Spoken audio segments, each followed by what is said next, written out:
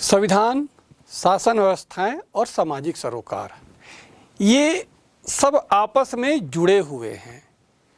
हमने संविधान में पहले भी चर्चा किया है। भारत का संविधान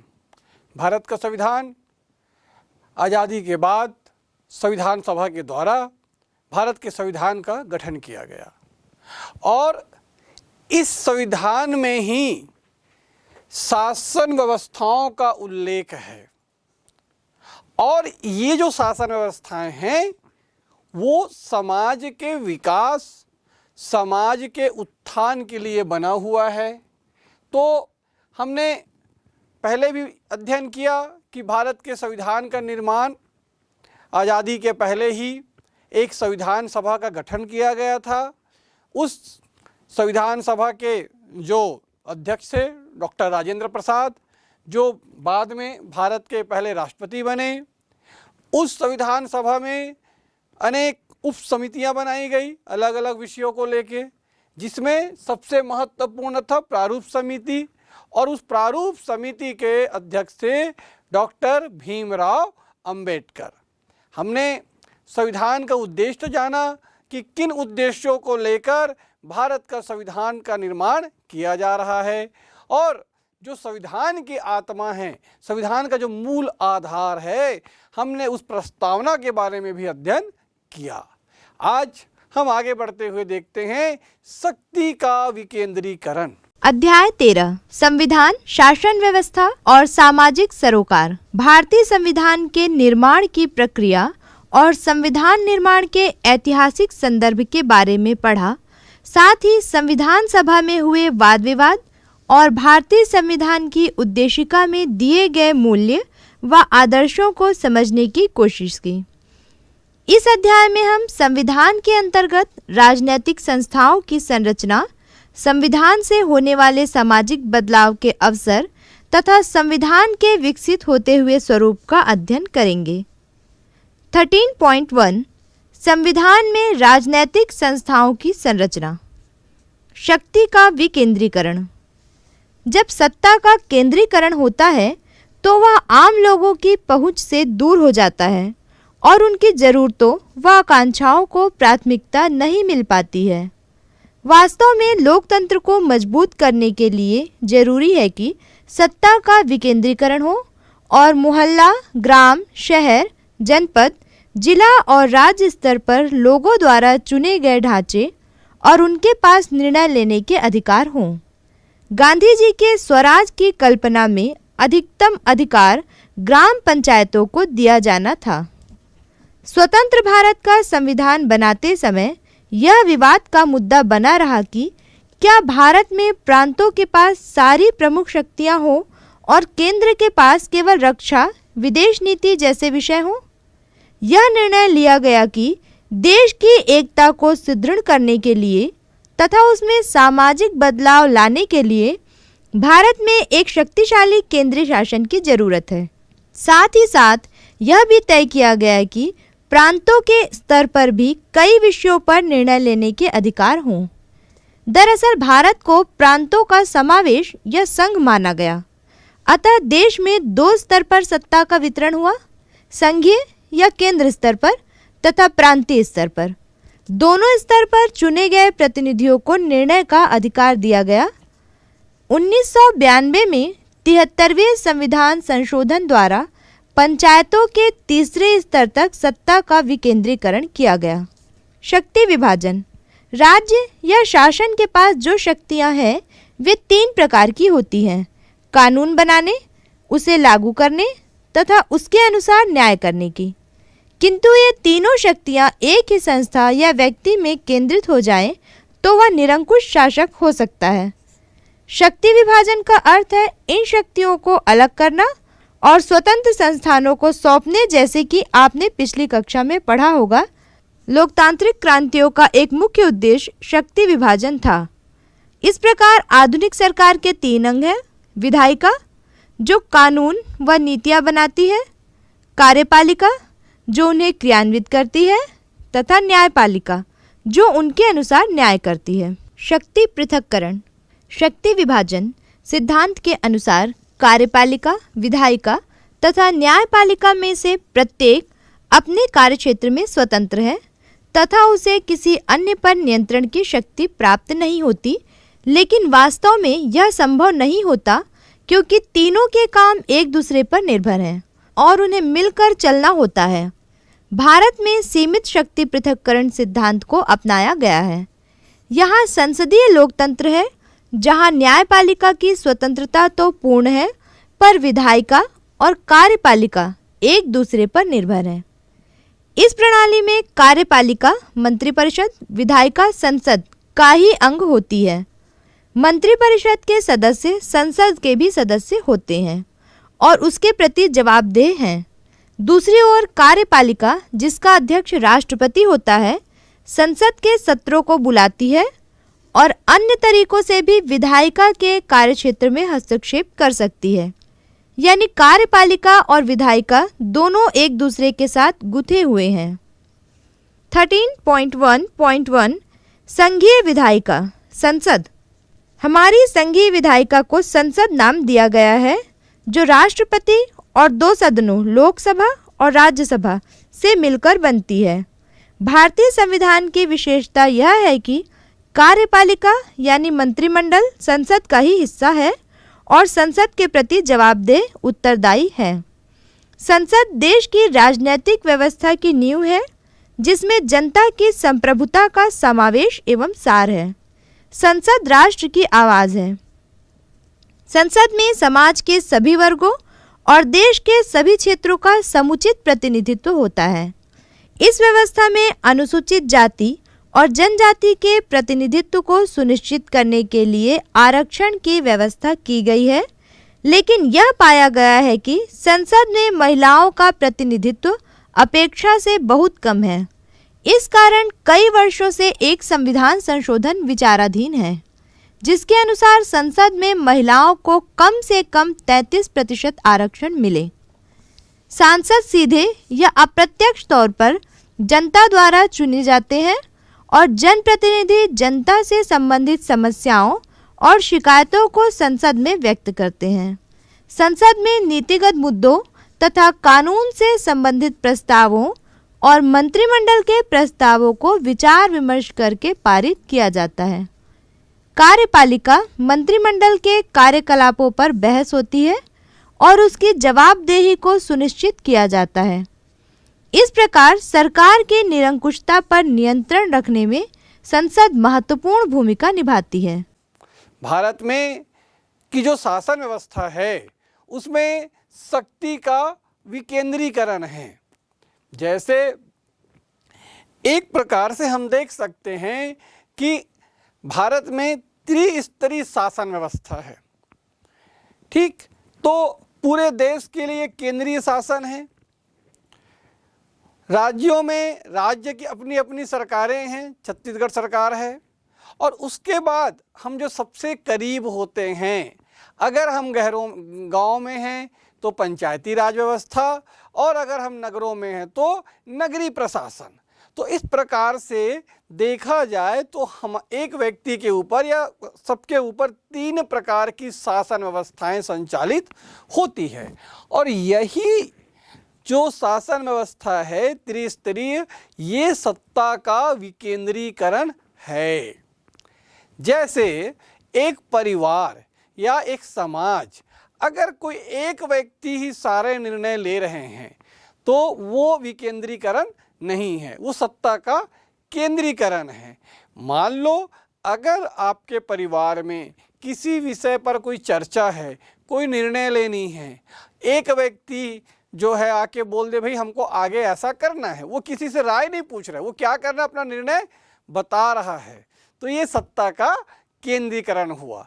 लेकिन वो परिवार के सारे सदस्यों को बुला के बैठाता है और सबसे पूछता है कि बताओ भाई हमें क्या निर्णय करना चाहिए, ये समस्याएं हैं। तो ये होता है सत्ता का विकेंद्रीकरण।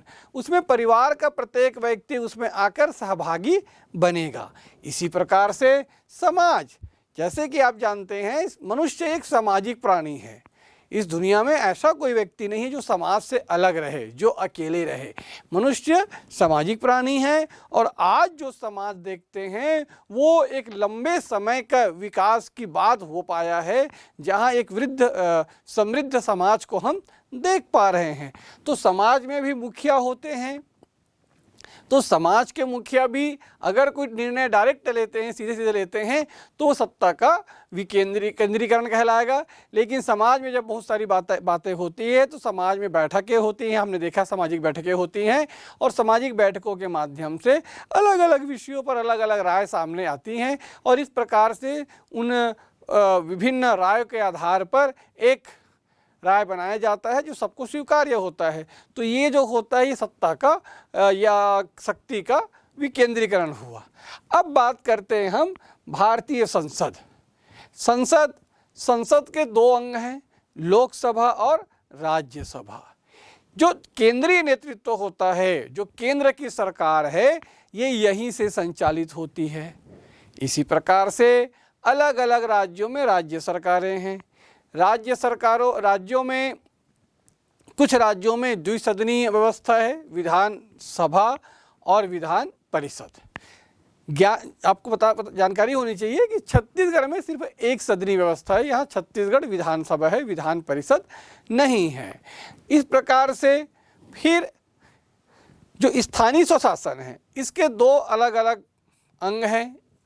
नगरीय क्षेत्रों के लिए नगरीय निकाय, जिसमें नगर निगम, नगर पंचायत, नगर पालिका, और पंचायत क्षेत्रों के लिए, ग्रामीण क्षेत्रों के लिए पंचायती राज व्यवस्था के तहत जिला पंचायत, जनपद पंचायत और ग्राम पंचायत काम करती है।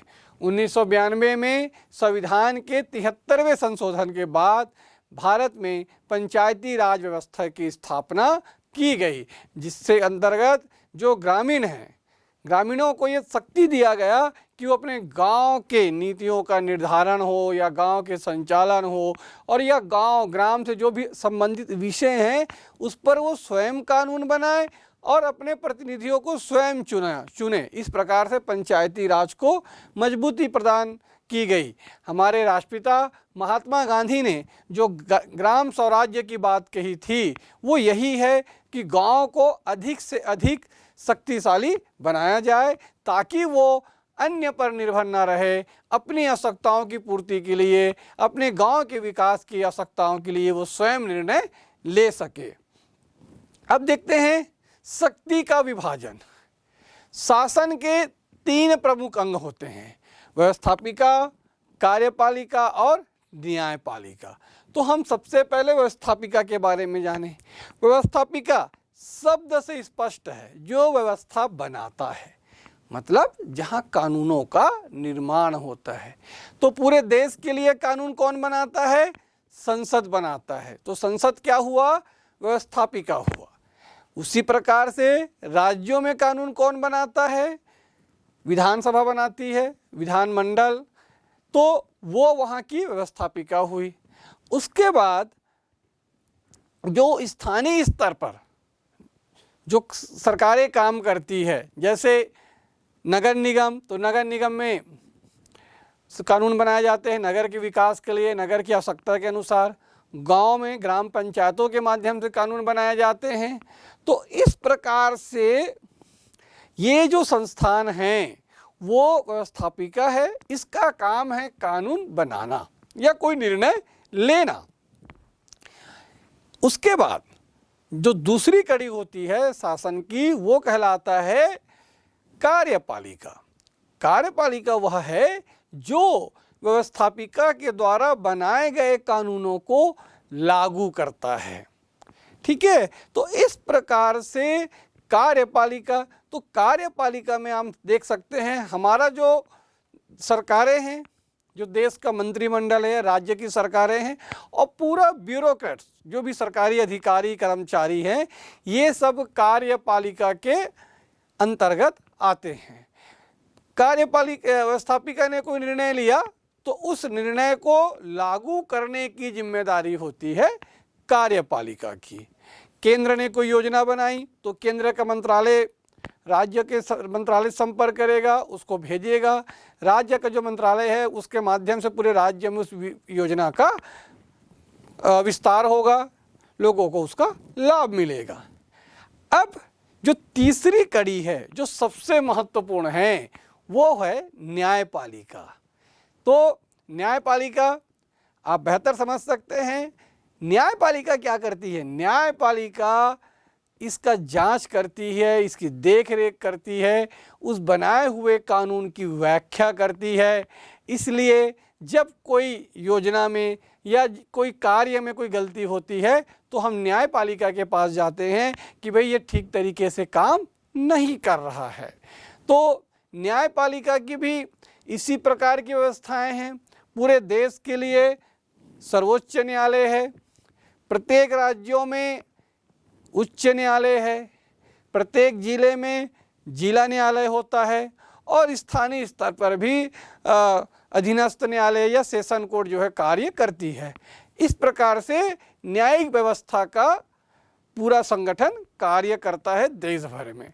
तो सरकार के 3 अंग हुए, व्यवस्थापिका, कार्यपालिका और न्यायपालिका।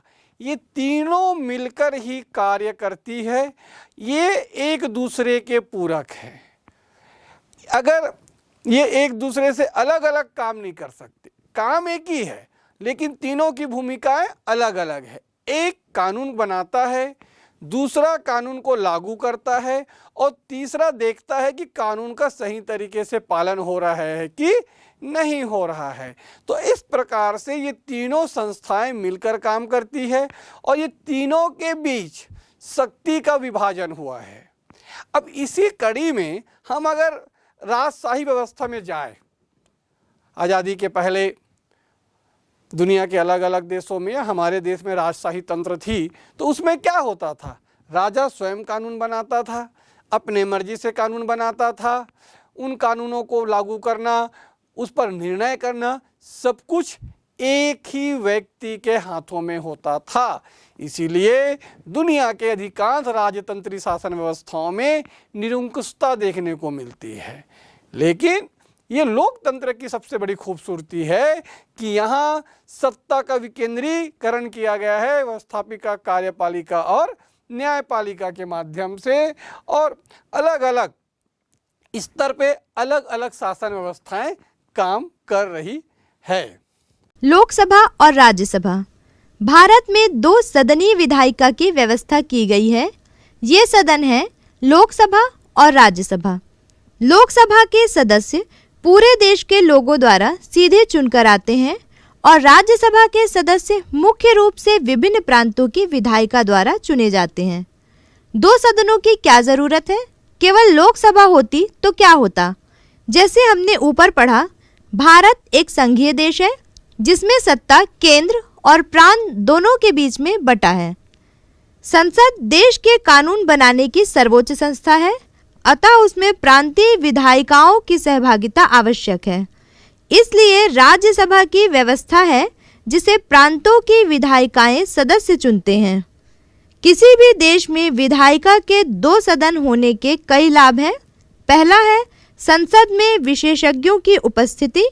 आमतौर पर विषय विशेषज्ञों व विभिन्न विधाओं में पारंगत जैसे कलाकार, वैज्ञानिक, लेखक, कानूनी विशेषज्ञ आदि को लोकसभा चुनाव जीतकर संसद में पहुंचना संभव नहीं होता। ऐसे लोगों को विधायिकाओं के सदस्य चुनकर राज्यसभा में भेज सकते हैं। इस तरह संसद को उनके अनुभव और विचारों का फायदा मिल सकता है। दूसरा, 2 बार कानूनों पर विचार विमर्श। जैसे कि आपने कानून बनाने की प्रक्रिया के बारे में याद किया होगा, हमारा हर कानून दोनों सदनों में विचार विमर्श के बाद पारित होता है। अतः हर कानून पर 2 बार चर्चा होती है। अतः जल्दबाजी में या त्रुटिपूर्ण कानून बनाने से बचा जा सकता है। संघीय शासन। भारत राज्यों का एक संघ है और संविधान द्वारा विधायी शक्ति को 2 स्तरों संघ और राज्य में बांट दिया गया है। ये केंद्र सरकार और राज्य सरकारें अपनी अपनी सीमाओं में रहते हुए स्वतंत्र रूप से कार्य करती हैं। यह सारी सत्ता न केंद्र के पास है न ही राज्य पूरी तरह स्वतंत्र है। प्रत्यक्ष निर्वाचन, जनता स्वयं मतदान करके प्रतिनिधि चुनती है, जैसे लोकसभा के सदस्य आदि। अप्रत्यक्ष निर्वाचन, जनता द्वारा चुने हुए प्रतिनिधियों द्वारा अन्य प्रतिनिधियों का चुनाव, जैसे राष्ट्रपति का चुनाव हमारे द्वारा चुने हुए सांसदों और विधायकों द्वारा किया जाता है। आगे हम संसद के गठन की मुख्य बातों का तालिका के माध्यम से अध्ययन करेंगे। राष्ट्रपति ही दोनों सदनों के अधिवेशनों को बुलाता है तथा लोकसभा को विशिष्ट परिस्थितियों में भंग कर सकता है, लेकिन सामान्यतः राष्ट्रपति ये निर्णय प्रधानमंत्री की सलाह पर ही लेता है। संसद के कार्य एवं शक्तियाँ। पहला, विधायी कार्य। संसद पूरे देश या देश के किसी भाग के लिए कानून बनाती है, लेकिन वास्तव में कानून बनाने में अहम भूमिका मंत्रिपरिषद और नौकरशाहों कार्यपालिका की होती है। कानून बनाने वाली सर्वोच्च संस्था होने के बावजूद संसद प्रायः कानूनों को मात्र स्वीकृति देने का काम करती है। कोई भी महत्वपूर्ण विधेयक, प्रस्तावित कानून बिना मंत्रिमंडल की स्वीकृति के संसद में पेश नहीं किया जाता। संसद में अन्य निजी सदस्य भी कोई विधेयक प्रस्तुत कर सकते हैं, पर सरकार के समर्थन के बिना ऐसे विधेयकों का पास होना संभव नहीं है। विधेयक के प्रस्तुत किए जाने के बाद संसद सदस्यों की उप समितियों में उस पर गहन विश्लेषण और विचार होता है। विधेयकों पर विचार विमर्श मुख्यतः संसदीय समितियों में होता है। उस समिति की सिफारिशों को सदन को भेज दिया जाता है। इन समितियों में सभी संसदीय दलों को प्रतिनिधित्व प्राप्त होता है। इसी कारण इन समितियों को लघु विधायिका भी कहते हैं। इसके बाद विधेयक दोनों सदनों में वाद विवाद के बाद पारित होकर स्वीकृति के लिए राष्ट्रपति के पास जाता है। अगर मंत्रिपरिषद के पास संसद में बहुमत है तो वह कानून पारित होना प्रायः निश्चित होता है। दूसरा, कार्यपालिका पर नियंत्रण तथा उसका उत्तरदायित्व सुनिश्चित करना। सरकार यानी मंत्रिमंडल संसद के प्रति उत्तरदायी है और प्रायः सभी मंत्री संसद सदस्य भी होते हैं। संसद सदस्य किसी भी मंत्री से उनके मंत्रालय से संबंधित सवाल कर सकते हैं और मंत्रियों का दायित्व है कि वे उसका उचित उत्तर दें। गलत उत्तर देने पर मंत्री को अपने पद से हटना पड़ सकता है। सांसदों और विधायकों को जनप्रतिनिधियों के रूप में प्रभावी और निर्भीक रूप से काम करने की शक्ति और स्वतंत्रता है। उदाहरण के लिए सदन में कुछ भी कहने के बावजूद किसी सदस्य के विरुद्ध कोई कानूनी कार्यवाही नहीं की जा सकती। इसे संसदीय विशेषाधिकार कहते हैं। संसद में प्रश्न और टिप्पणी नीति निर्माण, कानून या नीति को लागू करते समय तथा लागू होने के बाद वाली अवस्था यानी किसी भी स्तर पर किया जा सकता है। अगर सरकार के जवाब से सदन संतुष्ट न हो तो सदन सरकार के विरुद्ध अविश्वास प्रस्ताव पारित कर सरकार को हटा सकती है। तीसरा, वित्तीय कार्य। प्रत्येक सरकार कर वसूली के द्वारा अपने खर्च के लिए संसाधन जुटाती है, लेकिन लोकतंत्र में संसद कर लगाने तथा धन के उपयोग पर नियंत्रण रखती है। हर साल मंत्रिमंडल की ओर से वित्त मंत्री लोकसभा में बजट प्रस्तुत करता है, जिसमें साल भर सरकार जो खर्च करना चाहती है उसका ब्यौरा होता है और इस खर्च के लिए लगाए जा रहे करों का भी प्रस्ताव होता है। लोकसभा इसे केवल उस साल के लिए स्वीकृत करती है और उसकी स्वीकृति के बाद ही सरकार लोगों से कर वसूल कर सकती है या राजकीय धन का व्यय कर सकती है। संसद की वित्तीय शक्तियां उसे सरकार के कार्यों के लिए धन उपलब्ध कराने या रोकने का अधिकार देती है। सरकार को अपने द्वारा खर्च किए गए धन का विवरण भी संसद को देना पड़ता है। अब देखते हैं हम संसद के बारे में। तो हमारी जो संघीय कार्यपालिका है, पूरे देश के लिए एक कार्यपालिका, भारत देश के लिए, उसे कहेंगे संघीय कार्यपालिका। तो संघीय कार्यपालिका में आता है संसद, और इस संसद के 3 अंग हैं: राष्ट्रपति, राज्यसभा और लोकसभा। राष्ट्रपति एक पद है, एक संवैधानिक पद है, देश का वो एक संवैधानिक प्रमुख होता है, इसीलिए राष्ट्रपति को भी संसद का एक अंग माना गया है। उसके बाद राज्यसभा और लोकसभा, तीनों की अलग अलग प्रक्रियाएं हैं। हम सबसे पहले राष्ट्रपति के बारे में देखते हैं। जहां कहने के राष्ट्रपति मुलाकात कर रहे हैं भारत के राष्ट्रपति द्रौपदी मुर्मू के साथ, और साथ ही प्रधानमंत्री नरेंद्र मोदी भी इस वक्त वहां पर मौजूद हैं। आपको बता दें कि केन्या के राष्ट्रपति विलियम सामोई रूटो भारत की 3 दिवसीय यात्रा पर हैं और आज राष्ट्रपति भवन में उनका औपचारिक स्वागत अब से कुछ ही देर में हम यहां पर देखने वाले हैं।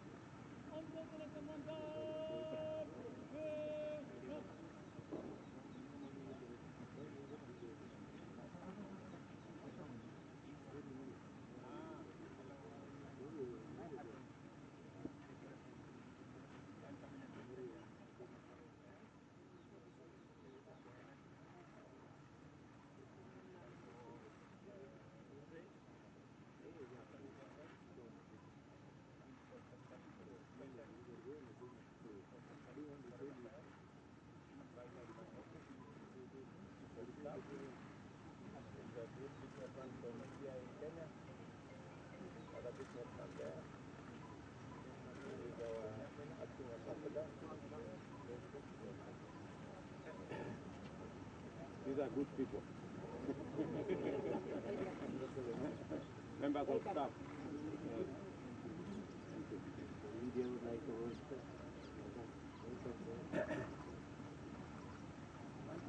Good morning. Sir, what are your expectations from this visit, sir? Well, as you are aware, India and Kenya are great friends. We've had diplomatic engagement at different levels from way back in 1948, even before the independence of Kenya. And I have come to India this time round at the invitation of Madam President and my good friend, the Prime Minister. And my expectation is that we need to consolidate the relationship between Kenya and India. We are looking at how we can create partnership in the space of rural development, especially agriculture. We'll be looking at a space of how we can share in manufacture of vaccines, both for animal and human. We're looking at what we can do about genomics. We will be signing an agreement on also the digital space. We have a lot to learn from this great country, especially in the digital space. We have already, I did send from Kenya our Ministry of ICT to pick up lessons on digital ID, digitizing government services, leveraging on the enabler nature of technology in providing government service, which India has done very well. We will be signing an MOU in that space. We will also be looking at the areas of business, what we can do to enhance the business relationship between our two countries. I share a lot in common with the Prime Minister of India on what we need to do, especially those of us from the Global South, on matters to do with the reform of the international financial architecture to make it much more fit for purpose and to ensure that it serves everybody equally and in a balanced and democratized manner. And a lot of other things that we will be discussing this afternoon and this morning with the government of India. And I want to say to both the President and Prime Minister, thank you very much for welcoming me to India. Thank you. Thank you.